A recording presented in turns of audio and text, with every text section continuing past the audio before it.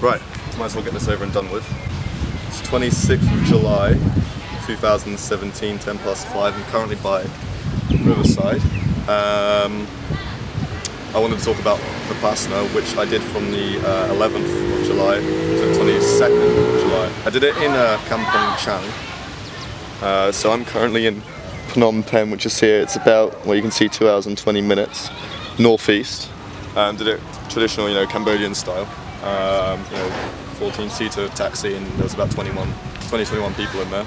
4 people sit in the front, blah blah blah. So we managed to get up there on the 11th, and that's when it started to begin. Now, it went really well. It actually went so well, in fact, that they actually offered me a position as a monk, which is great, because I didn't have to cook, clean, I've got no worries. All I have to do is sit there and meditate, day in, day out, every day. Wear one of those, luxury orange duck feather down robe things. Had to decline, unfortunately, because this is for me, this is for my future. I want to be able to watch this in 5, 10, 15, 20 years time and just see what I looked like then, how handsome I was then. Hopefully I'm just as handsome now. If you bought Tesla today's price of one share of Tesla is $340.97. If you bought it, congratulations. Guys, that's such a shame that it crashed, it failed, I'm so sorry. And if you're an alien, then Elon Musk or Jeff Bezos obviously made it to Mars, so welcome to our country. Buy them a beer. I'll quickly go through the schedule that I did. So I don't know if I can see, but I'm going to read it out anyway. 4 AM is wake up, 4:30 till 6:30 is group meditation, 6:30 till 8 AM is breakfast, 8 till 9 is group meditation, 9 till 11 meditation, 11 till 12 you've got lunch break, and then followed by that you've got an hour of resting. Meditation begins again at 1 till 2:30, another session at 2:30 till 3:30, oh, one more by the way at 3:30 till 5 PM. Then you've got tea time at 5 till 6. Group meditation begins again from 6 till 7. You've got a teacher's discourse 7 till 8:15. 8:15 till 9 PM. You've got the last group meditation before 9 till 9:30. Question time if you had any questions. And then bedtime to repeat that again the following morning at 4 AM for 10 consecutive days. All being silent from... Why I started the silence at the vow of silence at 6 PM on the 11th, and I could finally talk again on the 21st, so last day. Talking wasn't that difficult. There were times when I really did have a good experience meditating, and I wanted to come out and shout this all out. But yeah, obviously, no talk. I did it because I wanted a challenge. I experienced my meditation since October, November, and that was all mindfulness. And I thought, when I knew I was going to Southeast Asia, I was like, I wanted to do something different. I literally typed in different shit to do in Southeast Asia. There was one where I could volunteer in a safari park in Thailand, 250 quid a week. That was obviously instantly cut off because it was too much. And then the other one was meditation in a temple. And after lots of Googling, I finally found something like this. Like I said, I've been experiencing the meditation on and off. And I thought this was almost a crash course. You can do I knew I could do my driving test over weeks and months or whatever, learn to drive over weeks and months, or I could do the 1 week crash course and get it all over and done with. This is obviously a lifelong journey, but yeah, I really wanted to see how far I could push myself. This is a good way of doing it. I didn't have any expectations of what I wanted from it. I did have some ideas of what I would kind of like to happen in some ways. One of them was, I think a lot, which is not an issue. That's great, actually. Thinking is a really, really good thing. I encourage everyone, including myself, hopefully now I've done a lot of thinking, to keep continuing. But my issue is overthinking, and I wanted to see how I could minimize that as much as possible. And you can't obviously just stop thinking instantly, so meditation I found when I was doing it was one way of experience, was kind of a slow reduction. I really wanted to see what I could learn about myself. I know I've been through so much stuff in the past, six schools in 3 years, moving about countries, houses, all that stuff, this and that, situation, scenarios. I really wanted to see how far I could dig down, how big of a hole I could deep, and see what I could pick up, bring up on the surface, and kind of dispose of or get rid of, or just watch. Now the technique actually teaches you this is everything what I say now is opinion, so if anyone else is watching this, some of it's opinion, some of it's fact, most of it will be opinion, but basically from what I understanding is that personally you just observe things and you're aware of them. You don't give them a positive nor a negative emotional attachment, you just are aware. I'm only aware that it's a nice breeze coming on my legs, but I'm not really reacting. I'm not like, you know, complaining or anything. I'm not really happy. I'm just aware of it. And that's kind of almost what you want to do to every way, situations, scenarios. And days 3 and 6 were by far the hardest for me. Those are days that I really felt like running away almost. I had so much thoughts that went on my mind. Bearing in mind I haven't been back home since July 6th, 2016. So I mean, when I go home, it'll be 14 months. So, you know, I was thinking about uni, thinking about Australia, England, family a lot, friends a lot, what I want to do after uni, what I want to do when I come out of the retreat, and where I want to go travel, where I want to go. I was, you know, thinking a lot. Now, days 1 to 3, day 1, 2, 3 and a half, all you're doing is you're aware of your breath. And that means I was breathing in through my nose and out again. And the idea is you do this every time. The reason why you do the respiration is because everyone breathes. It's something that everyone pretty does. Everyone does it, but not everyone's aware of it. And if you try to be more aware of your breath, and then after a few days we start to focus on this area, you're then aware of certain sensations. After 3.5 days, your mind is a lot sharper and it can pick up, it's a lot more sensitive to sensations, and you can pick up certain things on the body. Now after that 3.5 days, what we done was evening till day 9, till the end of day 9, we're applying the breathing, but we're aware of these sensations. This is the main point, just to feel the sensations on here as much as you can, and not judge them or give them anything, just be aware of them. And the idea of after the 3.5 days is you can feel these sensations here, and you apply it from head to toe. You do it in a systematic way, and then you go from toe to head again, and you keep repeating. And the idea is you just find as many sensations, you observe them, and you let them be, and then you carry on scanning the rest of your body, and then if you come back and it's still there, you're just aware of it. To get pretty annoying at times, such as day 6 when we started applying it, where you don't really, my mind wasn't as sharp that day, so I didn't really feel any sensations. So you know, you start getting annoyed, frustrated. It's not working out. What have I done differently? Why is this? How can I stop this? How can I start it again? So that's why day 6 was difficult. Do I think it worked? I think I'm more aware. Do I think it was life-changing? No. Do I think it's the start of a good life-changing journey? Yes. What I found myself was, see, every day you start learning something new about yourself. And like I said, this is for me, so if anyone else watching this might not make sense to you, but every day you start learning about yourself. The reason I stayed from after day 3 and 6 was because day 3 and 6, again, I learned something new. And when I started doing more meditation, you get pretty addicted, and you actually really start enjoying it, and you really want to do more. And then when you have to break after an hour, you want to go back to it, and then you start really trying to focus and see what you can pick up and everything like this. So it can get pretty addictive. I learned quite a few things about myself. One of the issues is, like, I used to have really bad anxiety depression, as I know.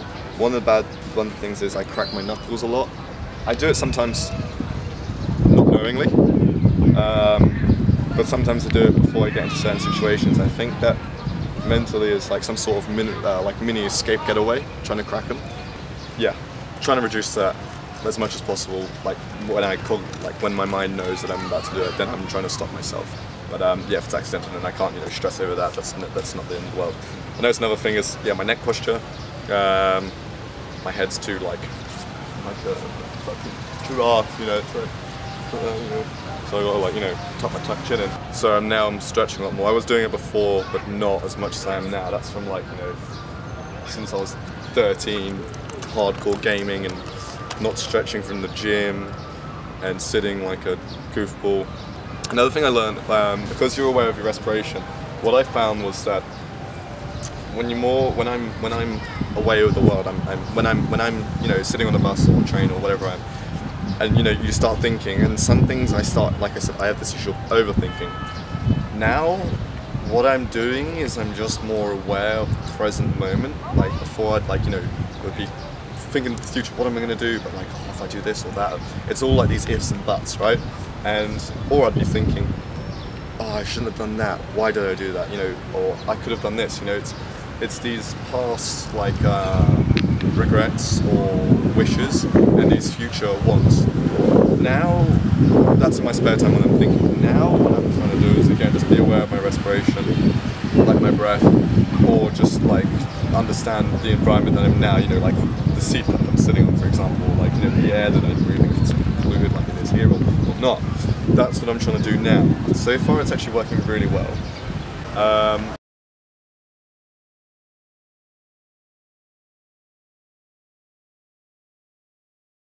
Great, because then I can dedicate certain time to certain things, such as if I want to sit down and think, then my mind's a bit clearer then, because I know I want to sit down and think about this, opposed to thinking about this and lots of other things or consequences and like all these different things when I don't want to. This meditating, you don't learn it in one day, that's why it's a 10-day course, and you don't learn the whole, you learn the technique, but you don't learn the whole idea of it. You understand a bit of it, but you don't learn everything about it, because that takes, I don't know, it'll probably take me like 15-20 years to figure it all out. So when you're trying to practice all this, it takes time, it takes effort, and it doesn't happen overnight. It certainly doesn't happen overnight. So what I've learned is practice makes perfect, and before I was, like I said, doing the meditating, one day, you know, I might forget and it would throw me off a bit. Now, I've got more of an approach is, I missed it. Anyway, let's do another one, or let's do it now, or something like this. So it's, whereas I used to beat myself up over certain things before, now I'm just like, let's just do it now. Like, let's get it over and done with, you know. Got more of this positive approach, which is also a great thing, because that's what else I took away. Now I'm just kind of like, now I can like look at, I feel like I can look at situations and scenarios with a slight different outlook. Like I'm not like a slight more different approach. Look at it from a different angle. Before, like from this camera lens, instead of looking at this same scenario from just this angle, now I'm like, I've got another camera and I'm looking at it from that angle. And I think the idea is to have cameras every single where, so I can understand all the angles and try to look at it from all these different views. Trying to find more positive ideas and more positive things and scenarios and situations. Again, I learned this, everything's pretty much temporary, even if it's you know, this whole area, you know, got destroyed or something, it is temporary, you can rebuild it. If that, I don't know, I think you can see that building over there, if that got just instantly, like, I don't know, a thunderstorm hit it, or like a tornado hit it, or something happened, and it got completely destroyed, demolished, obliterated, it's no more, you can just rebuild. It's temporary. You get some more bricks and you rebuild, and that's how society works, and that's how I should work. Don't kill myself mentally and give myself such a hard time. Everything is so temporary. So just a little bit more. Oh yeah, did I have any negative drawbacks? Yeah. 10 days of no talking is hard. Like I said, I haven't been home. When I go back home, it will be 14 months. It made me really miss my family a lot more. So Al, Coralie, Lisa, Millie, Harry, Malfa, nieces and nephews, mum. If you were watching this, I miss you, I love you a lot. Not talking over was difficult, but there was times when you did want to talk and you can't, and the only thing you can say there is ask management about something, like bedding or food, or ask the teacher a question about meditating. That's it. You can't, there's no eye contact, no reading, no writing, no exercise, there's nothing you can actually do. My hobbies in the rest periods were stretching and sleeping. That was about it. So, and Mozzie bikes. Yeah, fuck. I had 47 bites on this leg one day. I think day 7 I had 47 bites. That wasn't cool. That was just like the hell of it. Final point. Would I do it again? Yes, I would. I think it was pretty fucking interesting. It was funny, it was stressful, it was horrible, it was difficult. It was so interesting, it was fascinating, it's addictive. Yeah, I'd do it again. I'd definitely give it another go. I think it was only a small introduction. I could see myself taking this for life. Just, you know, I can see myself, I wouldn't meditate now every day. I found that, I tried to do that before and I found it too difficult. but I'd like to do like, you know, 1, 2, 3 hours a week, like in a session or two. So I would definitely give it another shot. I think it was a good, I just dipped my toes in it, and maybe I dipped half my foot. I think next time I'll dip my ankle in, and then I'll know if it's too cold for me or not. Then I'll know whether I won't like it or not. And I'm glad I've done it. I really enjoyed it. I'd definitely give it another go. I do think it was a good benefit in my life. I'd like to see what I can get out of it a bit more in the future. If you're watching this and you're not me, or you're my kids, hi kids, or one of my wives, hi wives, then, or you're an alien, hi alien, then you're probably one of my friends or a random person off the internet. Then hello. If you're interested in what I said, research into it. Pretty fucking interesting what can happen. I would recommend this to anyone. Just purely, one, for the challenge, and two, just to see what you can get out. It's 10 days. I think I'm going to be 21 in 8 days, okay? So there's 365 days a year, okay? Times by 10, 3,650. Times 2, that's 7,300. Sorry, yeah, 7,300.